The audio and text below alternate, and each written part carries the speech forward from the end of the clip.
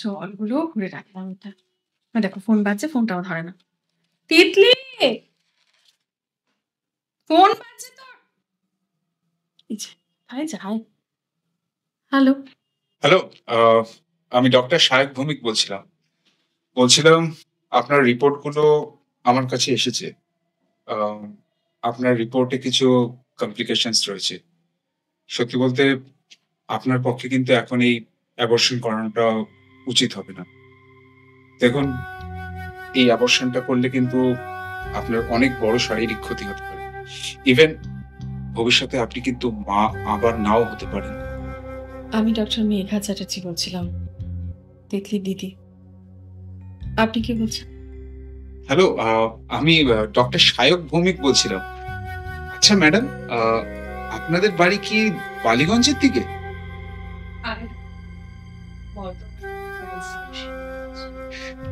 Madam, আপনি আমাকে চিনতে পারছেন?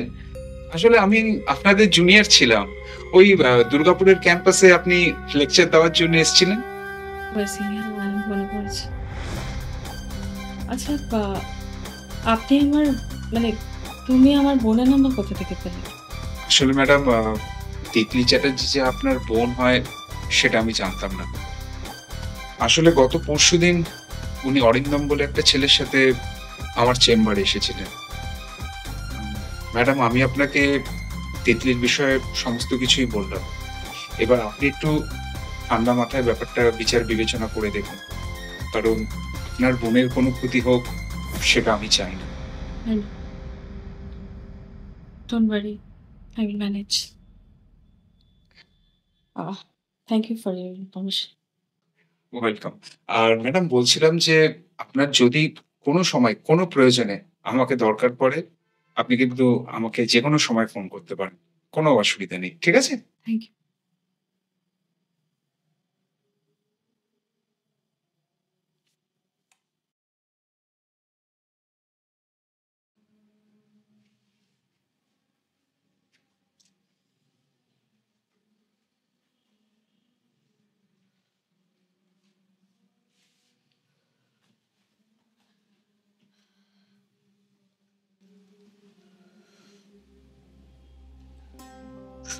বিশ্বাস কর দিদিভাই, আমি ইচ্ছা করে করিনি। আমার ভুল হয়ে গেছে। চুপ কর। কি করবো কিছু মাথায় আসছে না। অরিন্দমকে ফোন করেছিলি? অরিন্দম 5 দিন ধরে ফোন ধরছে না।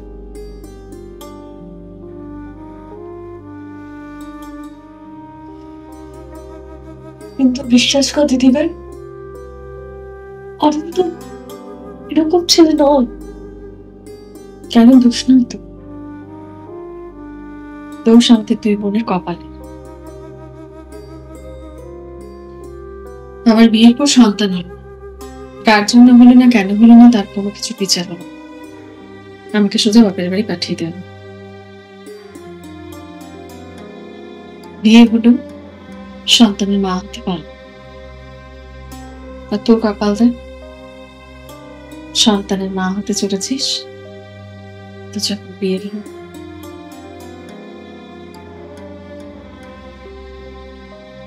আমি এবার কি করবো দিদিভাই?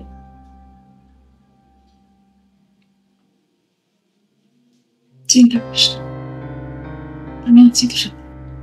ঠিক আছে, তাহলে আমি এই বাচ্চাটাকে জন্ম দিবি। জন্ম দিবি না থাকবো বাবা। আমার কিছু ভাবলে ওকে আর কোন মানুষ দিদি ভাই,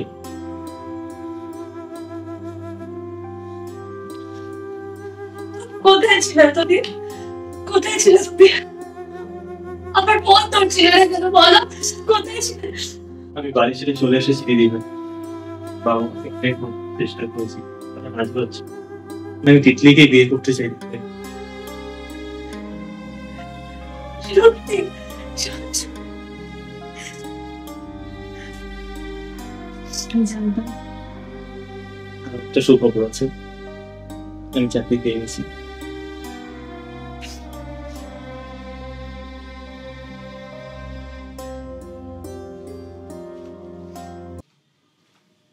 আরে না না না, ঠিক আছে ঠিক আছে ঠিক আছে, আমি আশীর্বাদ করি তোমরা ভালো থাকো, সুস্থ থাকো। খুব সুন্দর লাগছে, খুব সুন্দর লাগলো। এই যে মিষ্টি হাজি, তো এই জন্য বলো তো ছোটবেলায় বান্ধবী।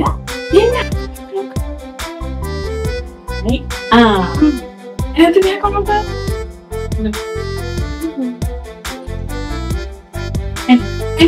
হ্যাঁ, থ্যাংক ইউ।